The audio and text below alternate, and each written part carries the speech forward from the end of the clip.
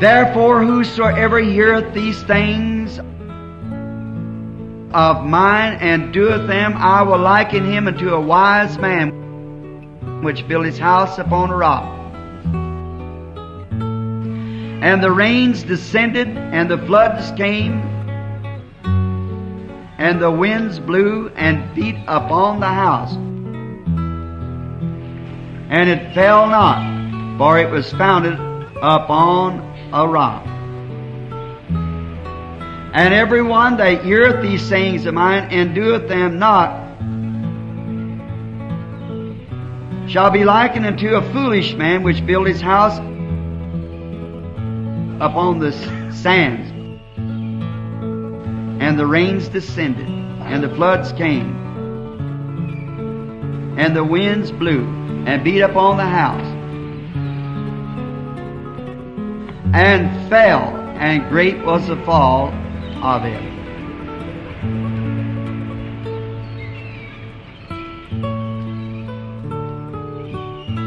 I pray the Holy Spirit will reveal it.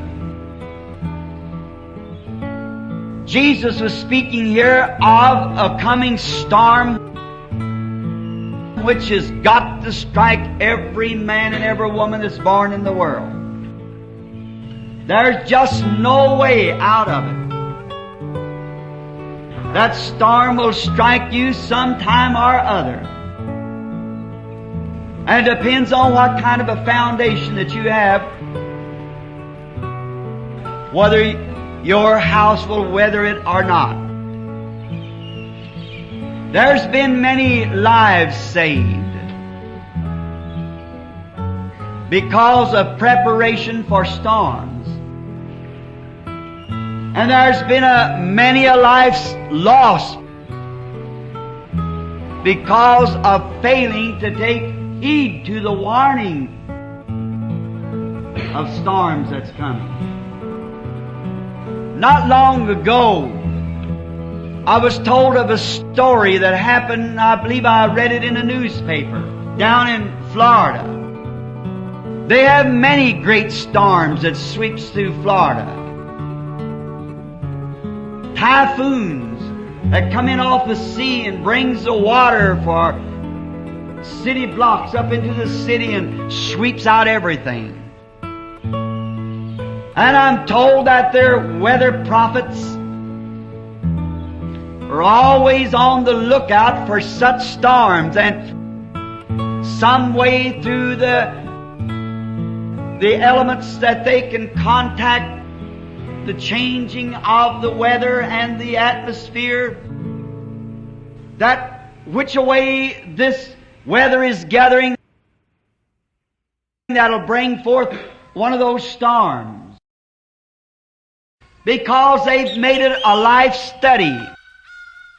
And by certain instruments and things that science has provided them. And then by calling ahead and hearing of which way the storm's coming, how much wind it's got behind him, which way other storms are coming or winds, whether it's able to combat, to shove away the storm.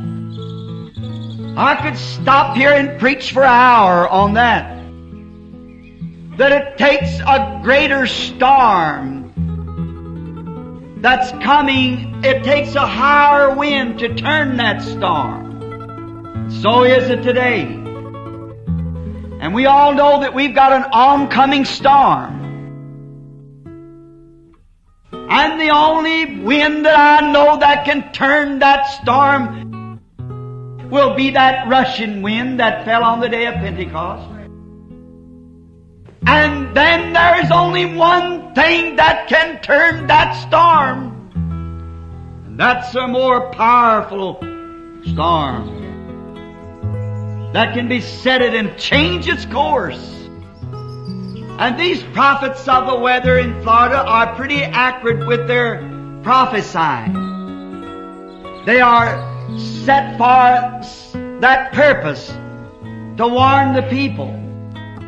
I was reading, or forget just now, I believe it was in a newspaper, of a storm a few years ago that was on its way across Florida, Central Florida, and all the regions around Okeechobee was warned. I just left there about 5 weeks ago. And there was a neighbor man who kept in contact with radio all the time because of these storms, and he was a very renowned Christian. And he heard that the great typhoon was coming that way, twisting down trees, and everyone was warned to get to safety. And he thought of his neighbor who had a chicken farm and some light buildings with their chickens in them, their brooder houses and so forth, and their pens, where all that they had in life was tied up with these chickens of their living. And he rushed quickly, frantically up to the gate and stopped his car and jumped out and said to this fella, "Take all the chickens and put them in your storm shelter, and you rush over to mine, because there is coming a typhoon or a storm that's going to twist everything down." And the man stood and looked him in the face and laughed at him and said, "Nonsense. I've heard them predict such things before, and it never did happen." And the Christian neighbor was so excited, he said, "But what if it does happen?" We hear remarks like that along the line. I've heard of this going to happen, that's going to happen. But it is going to happen one of these days. And it behooves us to listen to every warning. But this man said, "I have no time for such foolishness. I raise chickens and I have no time for such." And he cried out. The neighbor said, "In the name of God," he said, "leave those chickens alone then, John, and come quickly. You and your family, if you don't want to believe it. Let your family come."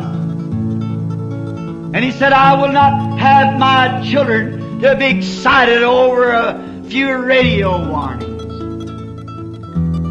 My children, I have decided, will live as I live. And my wife will listen to me because I am the breadwinner of this home. And she must listen to me. I'm boss here. And I will not have my children all excited or tore up about some nonsense." And the neighbor was turned, and he went to his home,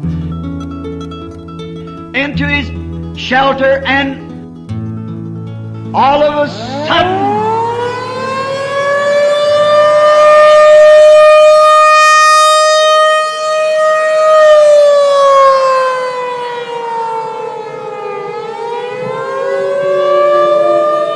the cloud was up on him before they knew it. That's the way judgment strikes. It comes so sudden. You wonder how it can get there so quick. How I've seen cruel man who once cursed God fall and scream and say, "How could you treat me this way?" The whole every foundation was swept out from under him in a moment. It pays to take warning. Oh, you might laugh at the messenger. You might be able even to kill him. But you cannot kill the message. It will go on just the same. God's message is eternal. His words will never fail. Paul was successfully in having Stephen stoned. But all through his life until he surrendered to Christ was he never able to get away from that message. I see heavens open and Jesus standing at the right hand of God. Something got a hold of him. It wasn't the messenger, it was the message he had.